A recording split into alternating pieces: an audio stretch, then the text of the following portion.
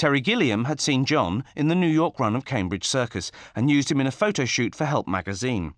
Wearing his apparently impressive coat all the way to England, he looked John Cleese up, or he looked up John Cleese. And we lost touch with each other completely until I arrived in England in '67, so it was like 4 years later. And I was still, working in magazines, and contacted him, and he was doing the Frost Report then. That led to me getting him to give me some names of television producers in the hopes that I could get out of magazine work and cartooning and into television. And one of them was Humphrey Barclay, who was producing Do Not Adjust Your Set. And after 3 months of trying to nail Humphrey down, he finally made the mistake of picking up his own phone rather than his secretary picking it up. And he had to allow me to come and see him. I brought my portfolio of drawings, sketches, and then some written things. And he, being an amateur cartoonist, really liked my cartoons. And he bought a couple written sketches to impose upon the others in Do Not Adjust Your Set. Michael Palin. Humphrey Barclay said, yes, I'm going to bring along this man from America called Terry Gilliam, who does cartoons. It would be great to have cartoons in the show. I'm thinking just that, well, where would they fit in, Americans, what are they, what will they know about this kind of humour?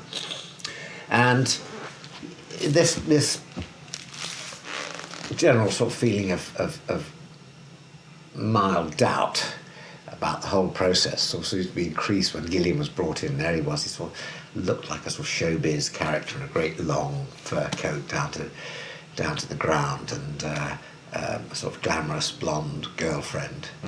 And, gold, this is all we need. It's not going to work. But that was, I don't know how long that lasted, maybe 10 minutes of resentment, and then we became bosom buddies, maybe, 2 months. But, as soon as Terry sort of produced anything, we knew, this man was exceptional. And that this was an enormous bonus for the show, and could he please do some more next week? So there's no problems there. But I think to start with, noses were put slightly out of joint by this added ingredient. Again, good for a sort of... Humphrey Barclay was an odd mixture, being ultra-conservative, but also quite open-minded in who he got together. And quite a sort of pioneer, really, in his way. While Jones, Palin and Idle created Do Not Adjust Your Set, Cleese and Chapman developed and starred in a new show called At Last the 1948 Show. Eric Idle. My first little performances were in At Last It's the 1948 Show. That's where I first performed. That's the thing, because you're the one that struggles both those shows. I'm in that. So, yeah, see. and is that... But I played small points, like the hand through the door and the man who comes in and the defence lawyer and one or two other things. Because there's a weird thing looking at the dates of those shows. 48 and Do Not Adjust Your Set, there's sort of like one goes off the air and 2 weeks later the other one comes off the exactly. air. And then the second it was season all like is like that kind of thing. It's all enmeshing at that time. And they are quite similar in... Definitely. 48 Show was hilarious, but that was written by John and Graham and Marty and Tim Brooke Taylor. That was that combination. Terry Jones. We avidly watched the 48 Show because that was, we thought, the funniest and freshest thing around. So we were very keen to see that. It seemed like very innovative comedy, and we wanted to see what John and Graham were doing as well. How well did you know John and Graham at that point?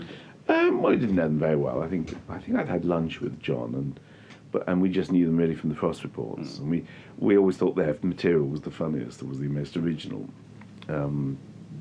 So we knew them from that, really. Yeah. And so we knew them to talk to. Was there a competitive edge there between the two shows in a way? Coming from the same stable and working in a fairly similar area? I don't think so, because we were in it's such a different league, really. Children's TV and 48 Show. I didn't realise they were on so close together either. I mean, that's strange. I mean, was it then in that case, there was a feeling that, you know, things were changing in television? Were you aware that you were sort of making progress in new directions? Because Yeah. all these things were happening around one time. Yeah, I mean, we were trying to. We were hoping to do something fresh and something different, and with Do Not Adjust Your Set, we kind of felt, well, you know, it's a kids show, but it's not a kid. You know, we're not doing it for kids. So, you know, we're just doing it for us, really. And, Here's Eric Idle. That's why I don't think it would stand up very much, you know. But neither does Do Not Adjust Your Set. I watched one recently at the Academy of Television. They asked me to go along, and it's dreadful. Parts of it are totally awful, but we're very young and very confident. Yeah. And that sort of accounts for a lot at the time. And we were only entertaining children. Yeah. Terry Jones. you didn't really start getting much feedback until after about 4 or 5 shows had gone out. It was the same with Python. And then you began hearing that people were coming home from work early so they could catch Do Not Adjust Your Set. And then eventually when we did the second series, it had a repeat quite quickly on the second series. Because by that time it was definitely, word had got around and adults were watching it. Yeah. From Do Not Adjust Your Set, Michael Palin and Terry Jones went on to write a show called The Complete and Utter History of Britain. But somehow that didn't quite deliver what Palin and Jones were after. No, we needed other actors. We needed a repertory company around us.